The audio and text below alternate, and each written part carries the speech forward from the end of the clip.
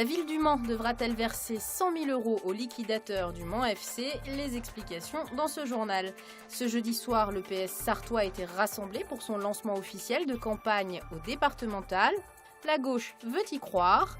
Et puis elle s'appelle Greta, une charolaise de 4 ans en lice avec son veau pour les concours du Salon de l'Agriculture qui ouvre ses portes ce samedi à Paris. La ville du Mans devra-t-elle débourser les 100 000 € votés le 23 mai 2013 en conseil municipal pour aider le Mans FC à finir la saison? L'avenir le dira. Au départ, ces 100 000 € étaient une réduction de dette accordée par la ville au club.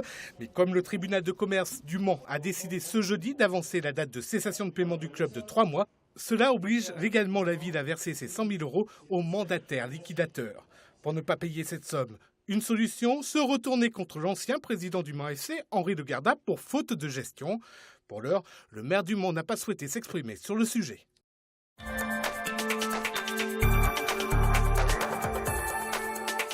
L'association Rivière Vivante lance un appel à la vigilance concernant le projet de Bénère et la pollution qu'il pourrait provoquer.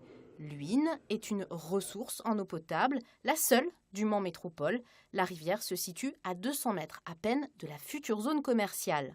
Nous craignons effectivement que les travaux et que derrière l'établissement de la zone, avec la surface imperméabilisée et les eaux pluviales, viennent polluer cette prise d'eau.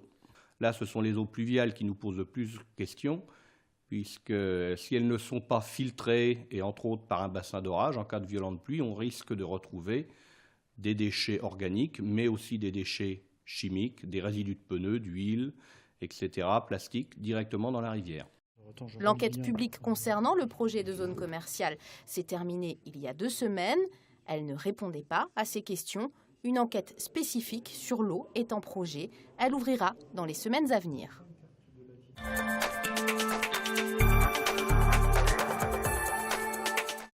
Pas de repreneur finalement pour la jardinerie d'Elbar à Allonne. Liquidée le 2 décembre dernier, les salariés espéraient un nouvel investisseur, mais une enseigne nationale un temps intéressée s'est aujourd'hui retirée.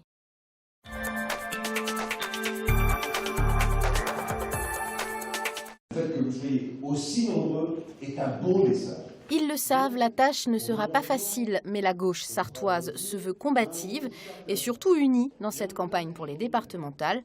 Promis, ici, pas de frondeurs. Il y a une gauche dans la Sarthe qui s'engage avec des binômes divers, avec la présence de communistes, de radicaux de gauche, d'écologistes, de socialistes bien sûr.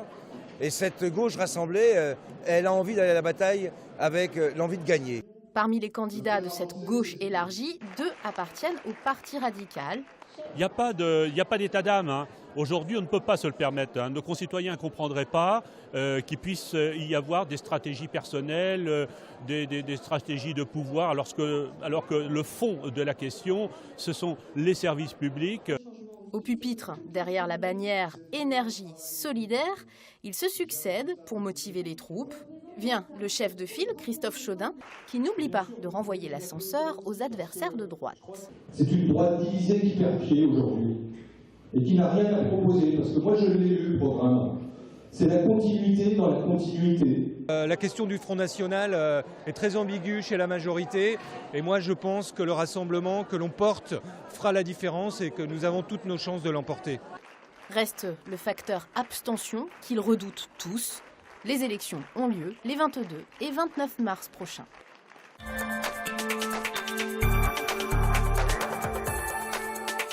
La colère monte d'un cran au centre hospitalier du Mans après la manifestation de lundi dernier. Le personnel des urgences sera de nouveau en grève lundi prochain. Un mouvement qui s'étendra à tous les services vendredi. Les soignants s'inquiètent de leurs conditions de travail et disent ne plus pouvoir traiter les patients comme ils le voudraient.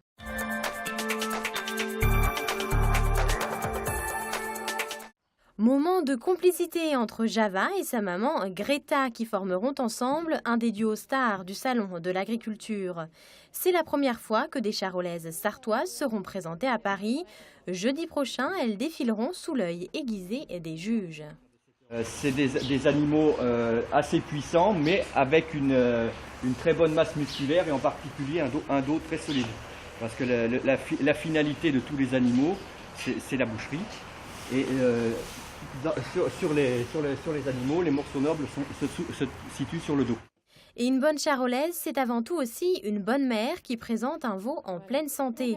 Alors Java, 150 kilos, né le 24 décembre dernier, en est une belle illustration.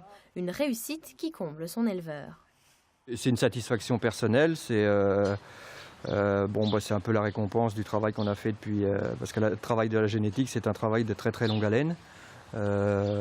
Les choix qu'on fait par exemple lorsqu'on achète un taureau, on a les résultats 4-5 ans après quand les premières filles sont vêlées. Donc c'est une remise en question permanente et il faut essayer de ne pas se planter, quoi.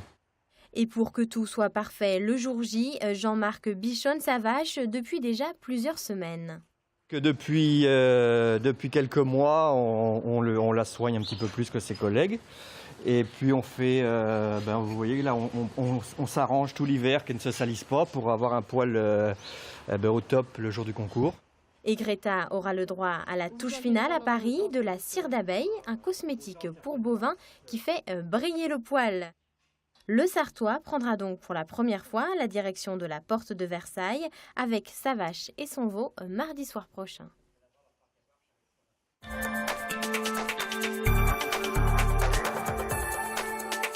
Pour terminer ce journal, la médiathèque Sud MJC Ronceret propose des ateliers autour des langues du monde. De 14h à 17h, au programme Histoire comptée en arabe, tchèque, français, grec, etc. Un événement qui répond à une demande forte des habitants et des associations auprès de la MJC. On sait très bien que par exemple cette question-là peut être soumise, peut avoir un lien avec la question de l'identité. Est-ce que connaître sa langue maternelle, c'est important ? Ce qui ressort, c'est qu'il y a des problématiques, notamment chez les jeunes, autour de quand il y a un oubli de la culture d'origine, ça pose des problématiques d'identité et après des problématiques de comportement, d'intégration, etc. Gratuit et ouvert aux petits et aux grands dans le cadre de la Journée internationale des langues maternelles.